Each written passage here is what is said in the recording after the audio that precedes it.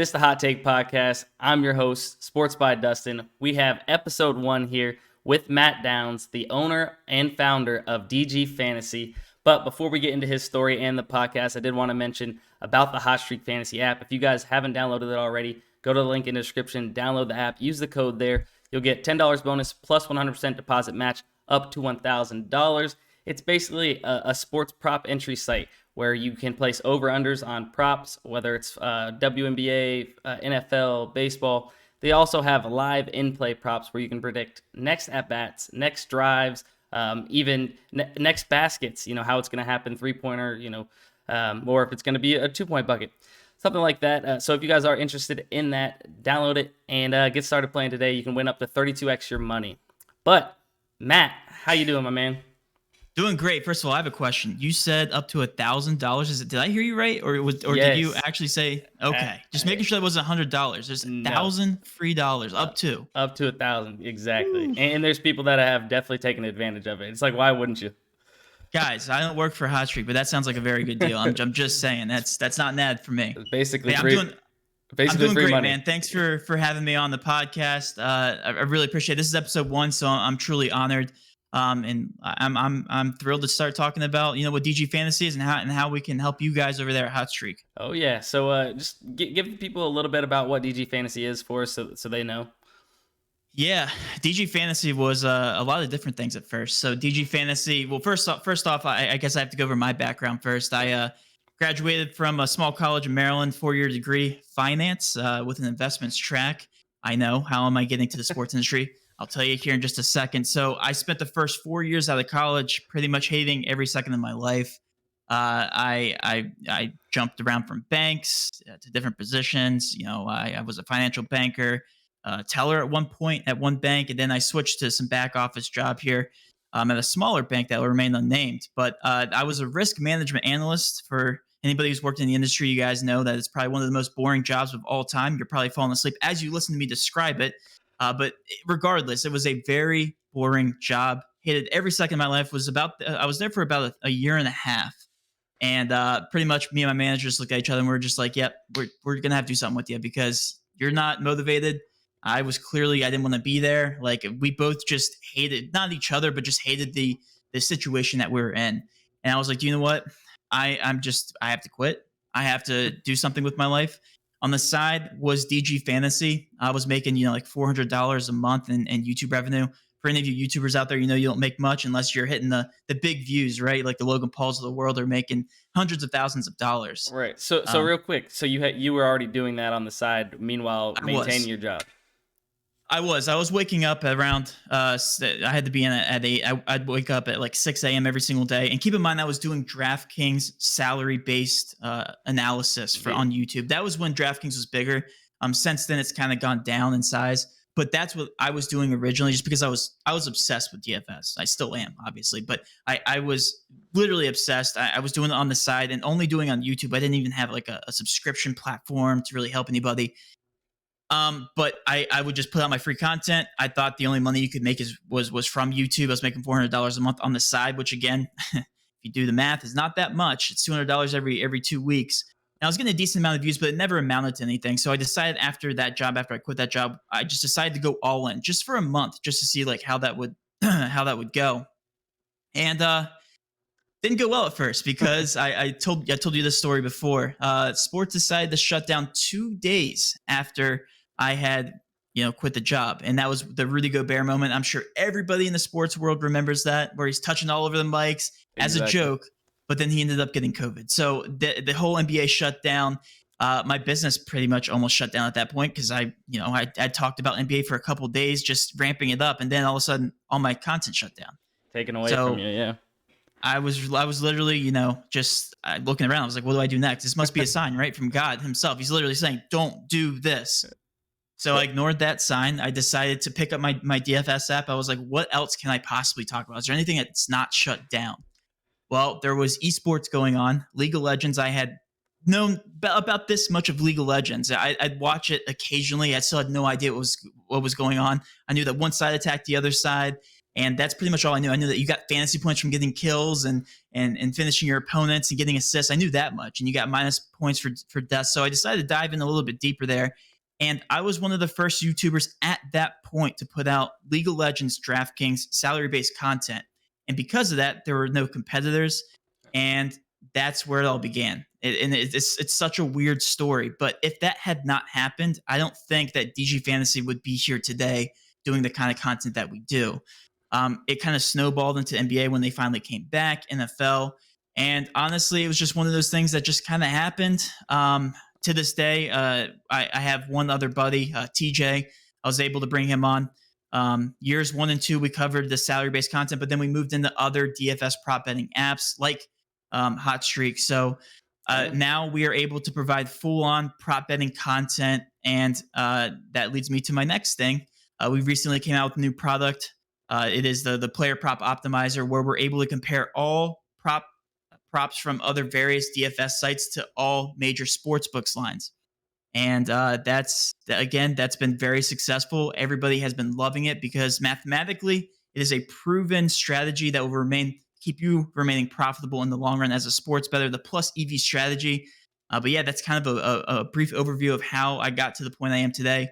And it's been quite the journey. We're still going. We're still developing more DFS sites to add to the DG Fantasy Optimizer, like HotStreak and other various sites. So cannot wait to see what the future has. But that's exactly what I do to this day. Awesome. I mean, it sounds like obviously when things were telling you to go left, you went right, and you've Yep. adjusted, whenever there was an NBA, you went to League of Legends, not really much about, No. but you ended up learning about And it. it's going to keep changing, man. That's the DFS industry as a whole. All these apps are adapting. All these different things are adapting. You guys are going to be adapting to live player props. Every single thing of DFS, you think you know something, and then it goes and changes the next day. And that's what I love about the industry. It keeps it fresh and it keeps it fun. It, So, it really does. And you kind of touched on it a little bit, but yeah, HotStreak isn't on the optimizer yet, or doesn't have an optimizer on DG Fantasy yet, but it is in the works. Hopefully, we're going to be having that real soon coming for you guys. And I absolutely love what you're doing, man, because it makes things so cut and dry and simple. But for people that don't know what the plus EV strategy is, can you just break that down a little bit more for us? yeah, it's hard. It's hard to do it without visually showing everybody what Right. plus EV is. But I'll give you a very brief overview here. So EV is expected value. When you look at any various sports book line, you have different lines associated with a player prop, a specific player prop. Let's just take LeBron James. Everybody knows LeBron James, right? Over 20 points. Let's say that's a player prop, 20.5 points. You have an overline and an underline. Those are your expected values that you're going to get when you place a wager or an entry on that specific player. Let's say we placed a wager on LeBron James to get over 20.5 points. He has minus 150 juice. We know that we're only getting back a certain amount when you place that wager on LeBron James, and for the under, same exact thing. So that's what value is, expected value, right? But what if I told you that you can identify a very good value play on another DFS site like HotStreak? Let's say that the juice was very low on his over. Let's say you got a 2 times return on hitting the over of 20.5.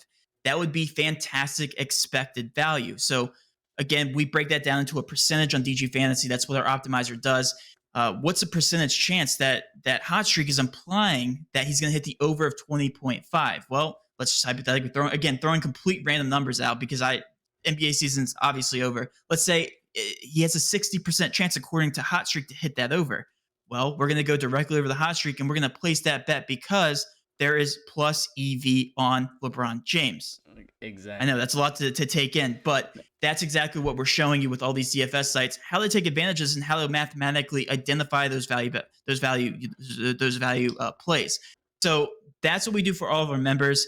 The one thing I love about the DG Fantasy Optimizer is that it updates immediately. So like you get the value like that. There's people in our Discord that are staying up till 12, 3 a.m. in the morning. I go to bed. I'm a grandpa at 9 o'clock, so I never get them. But all of our members are getting these value plays. I'm like, dude, how'd you get DeGrom at 6 strikeouts? He's up to 9 now. Right. It's like, how does that work out? All these value plays, people are just hawking. But that's the one thing I love, and I'm going to continue to put out these products for these different DFS sites. But that's what it's all about. It's all about plus EV. If you guys are not wagering, looking at plus EV plays, then you guys need to reevaluate your entire sports Strategy. betting strategy, in my Yeah. opinion.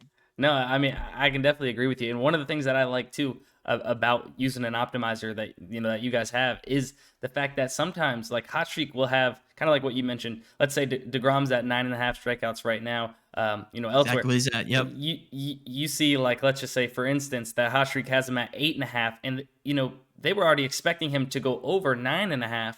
You're getting great value. It's just something really good to be able to compare all of them together and see what you're working with, and listen to the guys over there that are making these lines, right? Because they're pretty smart. Exactly. I mean, what better? What that's one thing I also want to bring up is like, what better people to trust than the lines makers themselves? They're the one making money off of these casual, betters off of all these sites. You Right. take how many people bet at FanDuel, DraftKings, Pinnacle that if you look at somebody like HotStreak, again, no disrespect, but these guys are the monsters in the industry. So if you're looking at all this data coming in, why not use that data on another DFS site like HotStreak and identify that value? And a lot of people just don't like to do that. It's like, they like to think that they're a step ahead. Well, these lines makers are already setting these lines way ahead before you, factoring in weather, factoring in lineups, injuries, any future news that are coming out. If somebody has a sickness that nobody else knows about, well, guess what? The lines makers know about all these things, and they're adjusting the lines. Yeah.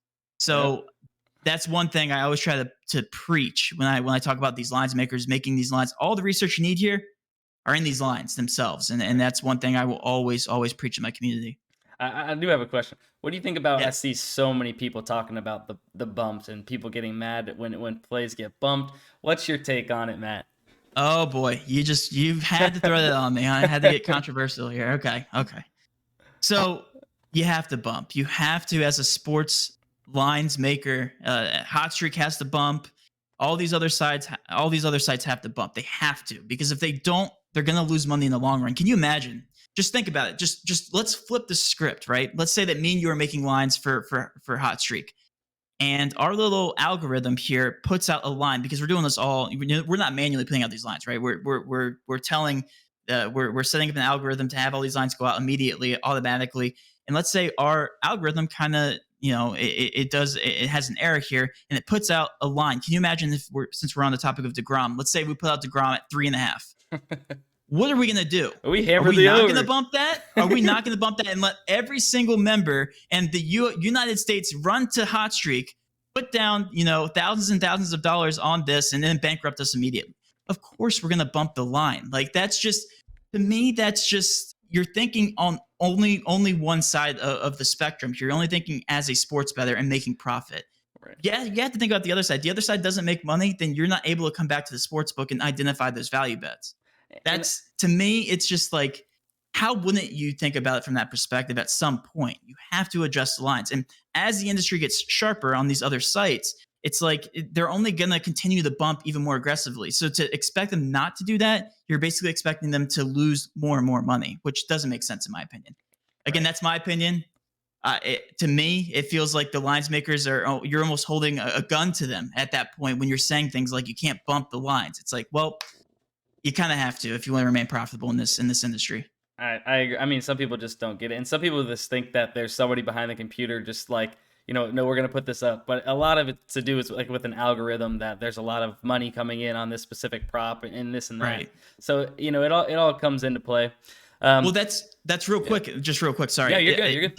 This is a great point to bring up, because let's just hypothetically say that the algorithm is and again, most sports books operate in the same way. Let's say a bunch of money is coming in on one side, and let's say you get some crazy DJ that's throwing tens of thousands of dollars on one side of the line. On HotStreak, let's say that then bumps the line up or down a certain amount. Again, let's just hypothetically say we're using DeGrom. Somebody came in and put $100,000. Not saying this is an extreme example. Right. I don't know if you're allowed to have those kind of wagers at HotStreak. But let's say he places $100,000 on DeGrom, 9.5 under, right? Well, guess what? That's gonna be bumped, right? It's gonna be bumped all the way down to 8.5, 7. So at that point, as a person who's looking at an optimizer or a plus EV bet, you can then take advantage of the bumps themselves when they're bumped that drastically. So you can also play, with the bumps to your favor if you guys are Right. constantly observing the board. So bumping might not be, the best thing when the board comes out, but how about after? What if the bumps are working in your favor after the whole board's released? And that's another thing I like to say, because bumps don't just happen when the boards come out; they happen all day, every single day, and they might finally work in your favor if you're looking at the board. There's still value. I mean, sometimes things get bumped way too high, and then it's like fire away on the under, right? Exactly. It's definitely something that happens, and something that's been talked about a lot in the community lately. Um, A but little too much. right. So you did mention that obviously the plus EV strategy is long term. It's not a get rich quick scheme or anything like that. And as far as that goes, what is your thoughts and stuff on like kind of like bankroll management when it comes to that? Are we nuke whaling everything? Nuke whaling. So you must have seen my tweets. Yeah, I've no. seen a When they, few. when they use that term, it's just hilarious. I use it just because it's funny. But Right. the yes, bankroll management is such an overlooked concept in this industry. A lot of people don't even know what that is. Essentially, you do it subconsciously. I feel like when you place wagers and you play different plays here on HotStreak, but it's essentially 5% is the golden rule. Even I think that's a bit aggressive. If you're actually doing this as a full time second income type of thing, you don't want to go placing a wager that's more than 5 times your entire bankroll. So a lot of people get carried away. You shouldn't really be placing any wagers if you don't have more than $100 in your account. It's people think that they can go and throw a whole bunch on a certain line because they see a good plus EV bet. There's nothing there's no reason you should go throwing more than 5%. And again, even I think that's a bit aggressive. I'm all about bankroll management. Me personally, I kid you not, I never place more than 2% of my bankroll. And I know the bankroll is different for everybody. That's why we use percentage and we use unit size and all that. But that's just one thing. If you guys don't want to go broke quick, you guys need to have bankroll management. It is not talked about enough in this industry, especially when there's people talking about nuke whales on Twitter, just like you mentioned. It's great. I mean, I love it. It is funny. I mean, if you find a play that you like, put a couple units. It may be extra. 100%. You're not going crazy, right? But again, I'm never putting over 5%. Right. Me personally. All right. So when it comes to those plays and in these prop websites like HotTrick, do you have any favorites as far as like do you play a lot of two pick plays? Three. How do you kind of vary your I guess bankroll, divvy it up? Do you do a couple twos to kind of build it, or what do you do typically? Yeah, so that's a great question. This is something I get asked a lot in my own Discord and my own people using my optimizer. Excuse me. Whenever there's a plus EV bet on the board, I always have to have at least one pair, right? Because with Hot Streak, you have to at least pair two entries together, or else you won't be able to place an entry. So I have to have at least two. If there are 5 on the board, I'm placing all 5 together because you want to identify that value right then and there. Like you don't want to pass up on it. So yes, you should be playing the two plays to build your bankroll if that's the only thing that you can play at that point in time. But if there's 5, play the 5. And again, if you're not placing bets on more than 5% of your bankroll, you can afford to place as many 5 plays in a row as you can because mathematically, again, I'm all about the math. You will become profitable in the long run. You only have to hit 10% or more of those 5 plays. Those ones that all 5 of them have to hit at least 10% of the time in order to remain profitable. So again, if you do the math, if you're only betting 5% of your bankroll, you have to hit at least 10%, right? It's bound to happen because those bets are all coming down mathematically to having to hit more than 10%. So my short answer is that if there is 5 EV plus EV bets on the board, I will place a 5 bet. If there's only 4, 2, Right. then I'll only place 2. All right. I totally get it, and like it's a long term game, and something I always like that you say is you separate your feelings from math. Is that how it goes? Yep, math does not care about your feelings Math does at not care all. about your feelings. Right. Whenever somebody comes in the comment section and says they don't like a play, I'm like, well, guess what? I care about your feelings, but math does not. So. Right. All right. Real quick, while we're here live, I'm gonna go ahead and do one of our live in play props. On the Hot Streak Fantasy app, like I mentioned earlier, guys, you guys can go ahead and play these live props. Right now, we have a couple of baseball games going. Oh my goodness, Houston is up 17-5 against the White Sox as we Oh my speak goodness, right I just now. saw that too. We got Grandal coming up, and I think that he's gonna just get any type of out. So I'm choosing him to get any type of out. I could choose for him to fly out, strike out, and obviously the odds are different for each type of specific one. Little less odds since we are choosing him to just get any type of out. We got multiple ways to get it. And then on the other side, we got Yuli Gurriel coming up for the Astros, and I think he's gonna he's gonna fly out. So both the guys to get out. I'm gonna place a little bit on that here. Just a little live thing here to see what we got cooking. See if we can get one correct here live on the podcast. So I got that You know what's placed. crazy to me, real quick? I just noticed this. You're good. The Astros have 19 hits, the White Sox have 10, and the score's 17-5. Like, if you have 10 hits, you got to be doing more with that. 19 hits, and they got 17 runs. Were all those home runs? That's crazy. Well, I mean, Crazy. I think about a little bit just real quick while we're on that is, did you see Ohtani yesterday? I did not actually. Again, I'm a grandpa. I go to bed very early these days. He had a 4-hit game, a home run, I think two triples or something like that. And the cycle. I didn't hit the cycle. They lost 7-11. The poor A's, or him on the poor A's, really. Mike Trout. He could do everything, and they still end up losing. But we'll go ahead and check back in on that play.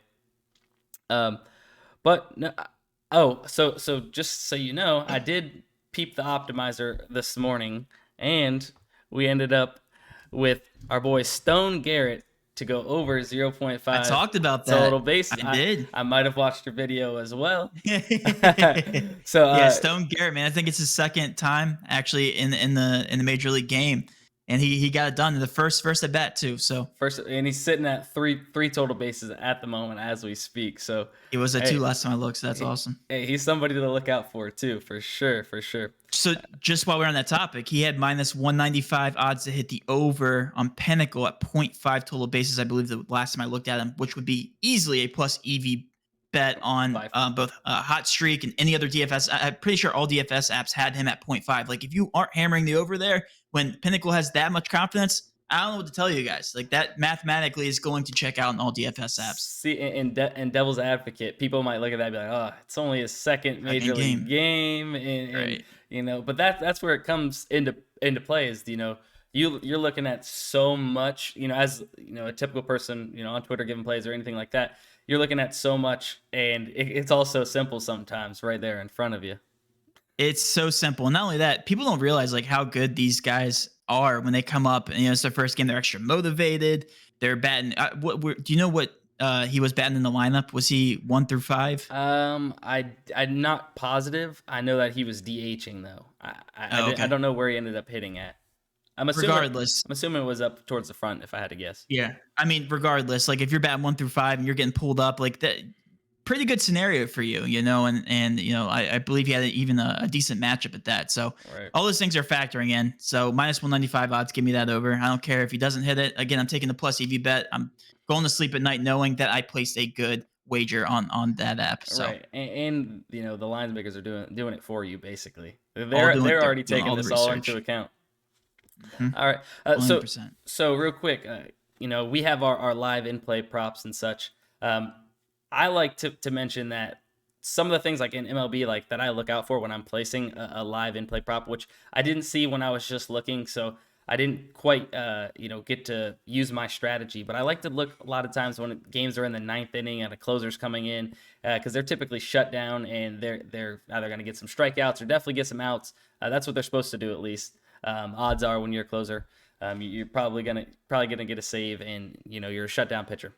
So that's something that I like to do is maybe take some outs whenever they're going up against a guy like that. Do you have any ideas or thoughts on how you can attack maybe like some live plays? Yeah, I think that's a good strategy because live betting is all about, looking at the game script and what should happen next. I know in NFL, I would use that a lot. Like people, I think this example has been used before. Like the Patriots, right? When now Buccaneers, whenever Tom Brady gets down, right, he's going to pass the ball more. So you're going to be banking on a wide receiver, catch or wide receiver gain, or, those types of plays rather than like a rushing type of play. So those are things you have to take into consideration when placing these live bets. It's all game script and all what should happen next. And I'm all about what should happen because I'm all about the plus EV betting side. So what should happen in the game script where in baseball it's a really close game, the closer's coming in, but probably gonna get a couple outs here, get a couple strikeouts, like you said.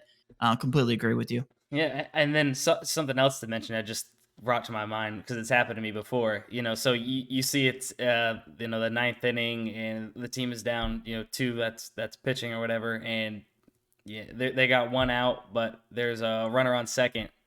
There's a possibility that they're gonna walk that guy up. If he's a stud hitter or something like that, walk Good that point. guy and go to the next batter.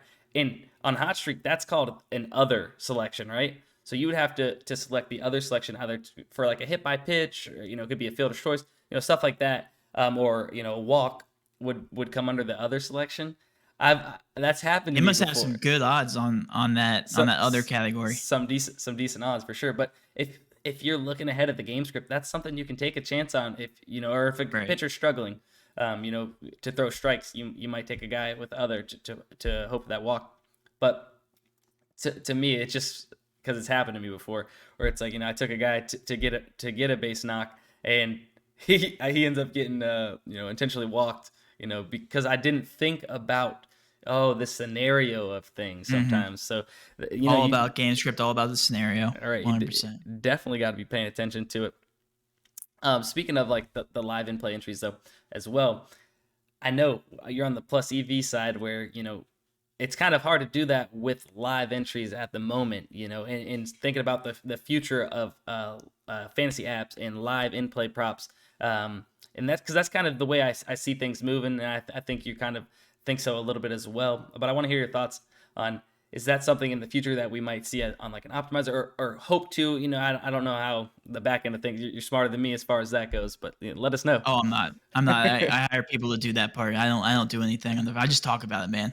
I learn every single day. But yeah, from what I know, and again, I'm gonna try to dumb it down because I also am dumbed down. Uh, Shout out to OddsJam. This is not an ad for OddsJam, but OddsJam supplies all of our data. So I know that they have live betting data on their back end. It's just a matter of getting it to the front end and having it react very quickly. So that part's going to be a little bit tough. But yeah, it's definitely the future. People like to place a bet and they like to get a payout immediately. We know that there's other apps coming out like with that feature. I know that Jake Paul is in some kind of crazy partnership now with a new betting app that's all about live betting and even betting against your friends and stuff. So like I know that it's the future. So I know I'm gonna have to get it on there eventually. Again, it's all about working out the certain things to make it work and making sure that people are able to react very quickly. But yeah, if you have odds for live play events, by all means, I'm all for it. If Right. I can identify a plus EV bet on HotStreak, for the next at bat, love that. Love Right. that. So I do think it's the future. I do think that a lot of people love to watch a full game while placing wagers and stuff like that. So again, I am on board as long as we can have the data in front of me. If we don't have any data, I'm very conservative with my money and I don't like placing the actual wager myself. Well, So sometimes if you hopefully don't that have they'll come out with that. sometimes if you don't have any data or you're not watching the game, kind of looking at the game script or what's going on, you'll end up like me. So I just checked my live in play prop here, and Yuli Gurriel just walked instead of flew out or gotten any That's type funny. in I was general. talking about that. So who knows? Maybe that pitcher was a little wild, or he just came in the game. Could have been a little cold, but that's what I get for not really paying attention. But as the listeners and viewers of this podcast, if you guys comment your Hot Streak username, I know they said that we'll go ahead and give out some promo money to your guys' account. So comment on this video your Hot Streak username, and you can win some promo money as well. Awesome. That's Uh, awesome. You guys are giving out thousands of dollars. You guys are giving out free promos. I don't know why else you guys wouldn't sign up in free the free comment section. free money. I mean, honestly. But yeah, and don't forget the link in the description. That's how you guys can sign up, and there's a code there that'll get you guys $10 bonus and the deposit match as well. Is there anything else that you're really looking to hit on or anything like that you want to let the audience know about? I know that we will link Matt's Twitter, everything to do with DG Fantasy. You guys can go to his website. We'll have a link in the description to sign up for any of the optimizers that you guys want to, or check for anything.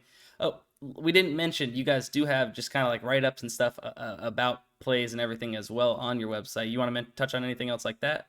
Yeah, we do. We have to stay true to our roots. So we still do put old DraftKings salary content on there for all of our original OG users. I mean, we've had guys in our Discord who have been here for 3 years now, and that's all they play, and they still only play that. So yeah, we do have write ups and stuff like that. Plus, we do daily YouTube content. And I do want to mention one time before we sign off. I guess this will be my personal last point. We do plan on getting HotStreak on our optimizer. I know that your guys are talking to my guys, and we're trying to make that work. And we're also talking to OddsJam, getting that to us. It's all about just getting the data to us, and then as soon as we get the data, we can help you guys crush HotStreak together. All right, we're gonna take that money from HotStreak. We're gonna take it directly for them. We're gonna be the winners, the small percentage of winners in the DFS industry, and that's the whole point of DG Fantasy. No, I absolutely love it. Yeah, so make sure you guys are checking out Matt, checking out DG Fantasy. If you guys aren't subscribed to the YouTube channel, HotStreak YouTube channel, that's what we're on with the Hot Take Podcast. This is episode 1. Make sure you guys subscribe now, like this video, or wherever you are on your platforms listening. And that's really it, Matt. Thanks for coming on for episode Absolutely, 1. man. We couldn't ask for a Pleasure. better guest, and I'm super Appreciate it, man. excited for HotStreak to get on the DG Fantasy optimizer, or get their own optimizer on there, because it's just going to make things so much simpler. Once we are on there, you guys will start seeing the daily videos that I'm usually posting on the HotStreak regarding the MLB slate. We got NFL coming up. I'll be using that optimizer and showing you guys a little bit about what DG is about, and the plus EV strategy there. Yep, HotStreak's gonna end up hating us, guys. 'Cause we're gonna be taking their money. So be sure to come over to DG Fantasy once that happens. Yeah, definitely check them out. But that's all for the episode. Thanks for tuning into the Hot Take Podcast. Hopefully everyone has a great day. Thanks, Matt. Absolutely, man. Have a good night.